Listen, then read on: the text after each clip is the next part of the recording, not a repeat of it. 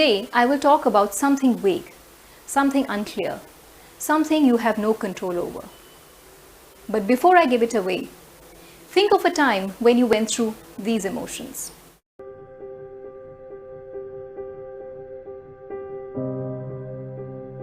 The most common reason behind this is one word called uncertainty. Uncertainty means being unsure about something or a situation.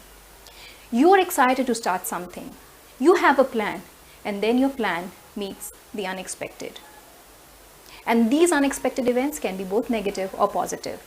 It can be you winning a lottery or losing your money. It can be you unexpectedly getting that promotion when you're planning to quit your job to start your business, or it can be losing your job. Whatever it is, these unexpected events make your path unclear and uncertain.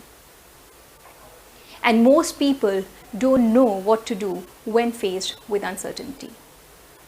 Today I will share 5 ways to navigating through uncertainty.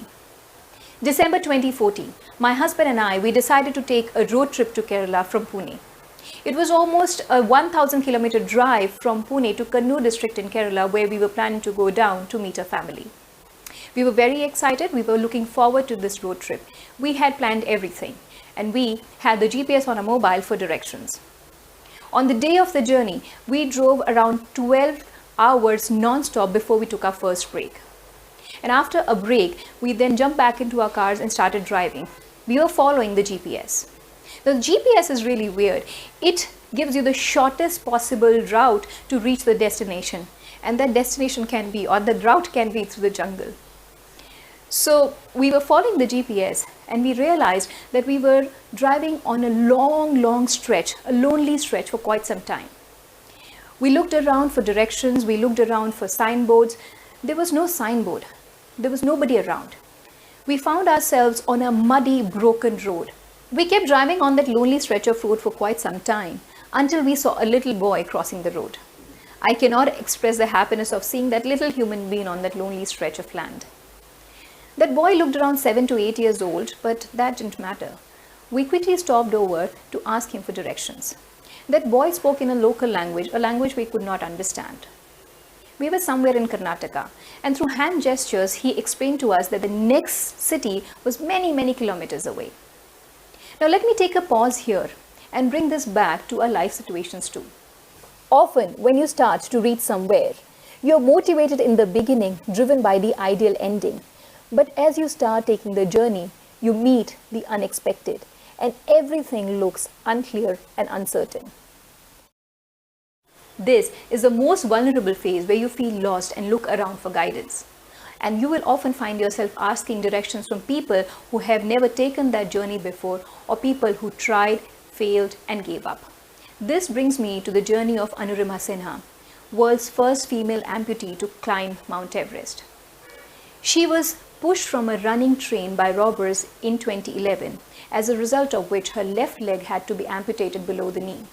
Lying on the hospital bed, coping up with this reality, unexpected reality, she decided to do something big. She decided to scale Mount Everest. When people around her thought that she had lost her mind due to the trauma she suffered from the accident, Anurima decided to meet Bachendri Pal, the first lady to summit Mount Everest. After getting discharged from the hospital, Anurima directly went to meet Bachendri Pal. On meeting Anurima, Bachendri Pal said, "If you have decided to climb the Everest in this condition, you've already conquered it from within. It is just a matter of showing it to the world now." This brings me to point number 1. Choose your guide wisely. When something unexpected happens, it is natural to feel lost and look around for guidance. But you will often find yourself asking directions from people who have never taken that journey before, or people who tried, failed, and gave up. But what if you don't have anybody to guide you? Like in our case, we were lost. We have nobody to guide us. We kept driving on that lonely stretch for a long time until we reached a place where we saw 2 roads in front of us. We didn't want to rely on the GPS, and we also had no network on our mobile. So we decided to go by our gut feeling. We took the road on the right and kept driving. We kept driving for a long time, and again we saw a Y-shaped road in front of us. I was getting anxious and nervous, and I looked at my husband and said, "Can we go back?" My husband looked at me and said, "How can we go back? Look how far we have come." In life situations too, you will often find yourself at crossroads. You will find yourself confused, no idea where to go, no guidance, and you will have to go by your gut feeling, gut instinct. And when you make decisions, it may not turn out to be the way you expected it to be. Because in reality, in the middle, everything you will try or do will seem to go wrong. And the negative prefix, un, will join you.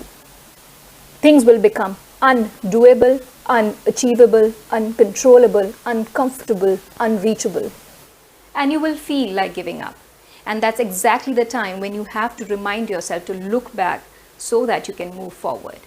So point number 2, look back to move forward.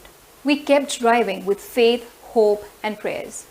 And all we could think of was to get out of this place and reach a place where we could see people. In real life situations too, when you find yourself badly stuck, think of the next immediate step that you can take that can help you get out of that situation. Thinking way too advanced in future can paralyze you. So plan your next best move. That's point number 3. Plan your next best move that can get you out of the situation, taking one step at a time. Now we kept driving, but we were physically and mentally exhausted and our patience was giving up. And there was a time when we started fighting and blaming each other for taking that wrong road, for taking that wrong turn, and for taking this road trip at the first place.